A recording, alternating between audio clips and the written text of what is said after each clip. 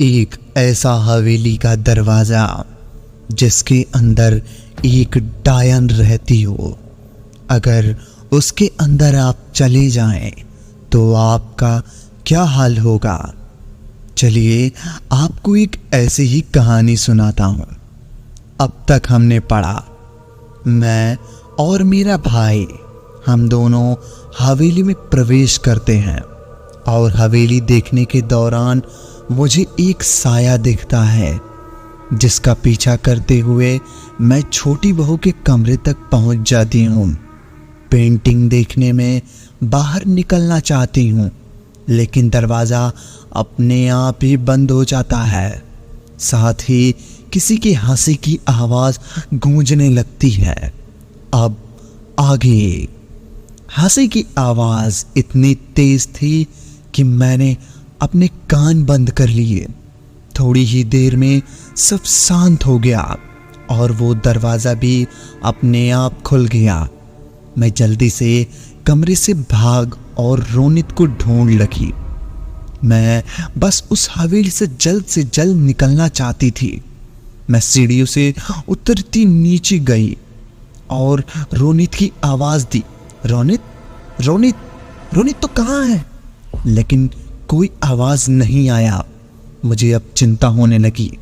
मैंने उसे हर संभव जगह ढूंढा लेकिन वो नहीं मिला। तभी अचानक ऊपर से आवाज़ आई, दीदी दीदी दीदी बचाओ। मैं जल्दी से ऊपर की तरफ भागी लेकिन ऊपर कुछ भी नहीं था। आवाज़ भी आनी बंद हो गई। मैं डरते डरते आवाज़ दी, रोनी तू यहाँ है?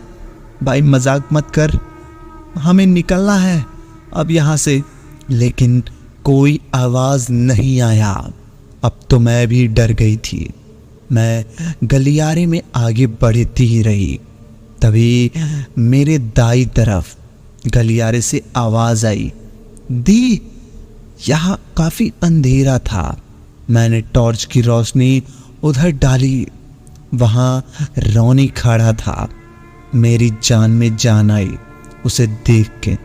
लेकिन इसके पहले मैं कुछ कहती, उस डायन का साया मुझे रोनी के पीछे दिखा। लंबी काली चोटी, चेहरे पर शैतानी मुस्कान के साथ उसने मुझे देखा और अगले ही पल उसकी चोटी रोनी के गले में लपेट गई और वो उसे खींचते हुए अंधेरे में गायब हो गई। मैं ये सब देखकर सुन्न रह गई और जैसे ही मुझे स्थिति समझ आई मैं उस रास्ते से भागने लगी लेकिन वो नहीं मिला। मैंने बारी बारी हर कमरे में देखा। गलियारे के अगले कमरे की तरफ मैं बढ़ी। ये आखिरी कमरा था। दरवाज़ा बंद था। मैंने उसे धकेला लेकिन वो नहीं खुला। मैंने अपनी पूरी जान लगा के दरवाजे को धमका दिया और दरवाज़ा एकदम से खुल गया और मैं नीचे गिर गई। मैं जल्दी से उठी। बहुत हैरानी की बात थी, पूरी हवेली में अंधेरा था लेकिन ये कमरा रोशन था। इस कमरे की हालत देख के बिल्कुल ऐसा नहीं लगता था ये कई सालों से बंद है। एकदम साफ सुथरा कमरा था। कमरे में एक अलग ही ठंडक थी। मैंने कमरे के चारों तरफ देखा, कुछ नहीं दिखा। तभी एक जोर की आवाज़ आई। मैंने पलट के देखा, एक छोटा सा संदूक गिरा हुआ था। मैंने उसे उठाया। उसमें कुछ तस्वीरें थीं। एक आदमी की सफ़ेद कुर्ती धोती पहने अपनी मूंछों को ताव देते हुए। शायद ये तस्वीर बड़े ठाकुर की थी। तस्वीरों के साथ में एक चिट्ठी भी थी। मैंने उसे पढ़ना शुरू किया। माननीय ठाकुर मान सिंह जी, आपका शक एकदम सही निकला। आपके छोटी भाई की पत्नी एक डायन है। उसकी नज़र इस गांव पे पड़ चुकी है। वो अपनी शक्तियों को बढ़ाने के लिए हर अमावस की रात एक बलि लेगी। इसके पहले अपने काम को अंजाम दे, उसे खत्म करना होगा। गुरुजी ने कहा, डायन की शक्ति उसकी चोटी में है, उसकी चोटी काटने से वो खत्म हो जाएगी। गुरुजी ने ये सिद्ध किया हुआ चाकू भेजा है।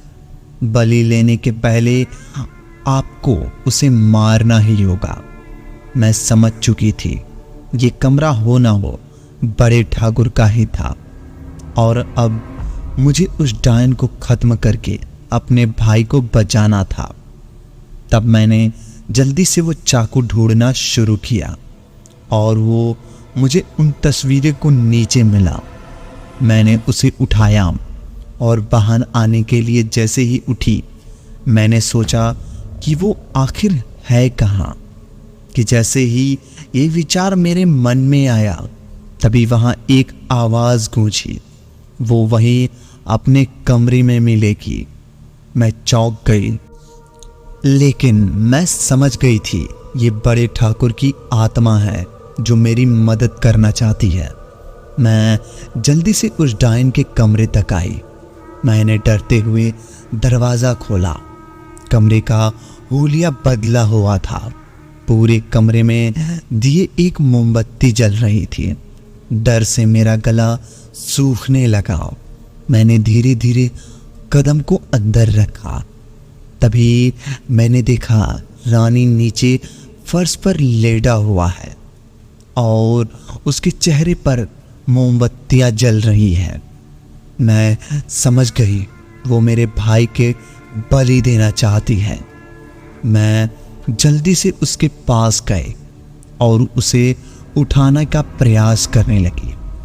अचानक मुझे लगा मेरे पीछे कोई खड़ा है। मैंने डरते डरते पीछे देखना चाहा, तभी उसने मुझे जोरदार वार किया। मेरी आंख मंत्रों की आवाज़ से खुली।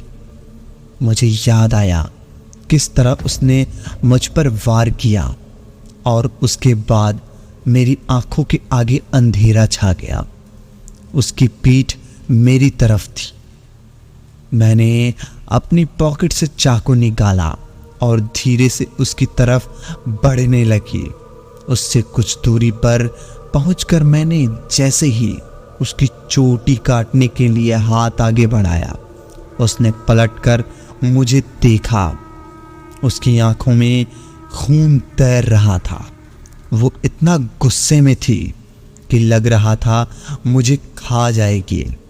उसने अपनी चोटी पकड़ के मेरे गले में बनाई और मुझे दीवार के सहारे टांग दिया। मैं चिल्लाने की कोशिश करने लगी, रोनी बचाओ, रोनी बचाओ, रोनी। मुझे छटपटाते देख वो जोर जोर से हंसने लगी। मैंने अपनी कोशिश जारी रखी। अचानक रोनी के होश आने लगा। मैं और जोर से चिल्लाने का प्रयास करने लगी। रोनी मुझे इस हाल में देखकर बुरी तरह से डर गया। मैंने उसे इशारा किया चाकू उठाने को, जो मुझसे नीचे गिर गया था। इसके पहले डायन का ध्यान रोनी तक जाता, उसने चाकू मेरी तरफ उछाल दिया। मैंने बिना समय गंवाते हुए चाकू पकड़ा और अपने गले से कसी चोटी को काट दी। चोटी काटते ही उसकी चीख पूरी हवेली में गूंज उठी और देखते ही देखते वो डायन राख में बदल गई, हवा में उड़ गई। उसके मरते ही माहौल में एकदम हल्केपन सा एहसास हुआ। रोनी जल्दी से मेरे गले लग गया। हम दोनों कमरे के बाहर निकले। नीचे आकर देखा वो मनहूस दरवाज़ा पूरा खुला हुआ था। हमारी खुशी का ठिकाना नहीं था जब हमारे बड़े बुजुर्ग हमें मना करे कहीं जाने से, या फिर किसी हवेली, या फिर कहीं अंधेरी रात में, या फिर किसी भी चीज़ के लिए, तो हमें वो नहीं करना चाहिए। क्या पता वो हमारा आखिरी दिन हो। दोस्तों, तो मिलते हैं एक और ऐसी ही नई कहानी के साथ। तब तक के लिए धन्यवाद। अगर कहानी पसंद आई हो तो वीडियो को लाइक और चैनल को सब्सक्राइब कर दो, ताकि हमारी आने वाली कहानियाँ सबसे पहले आप तक पहुँचे। धन्यवाद।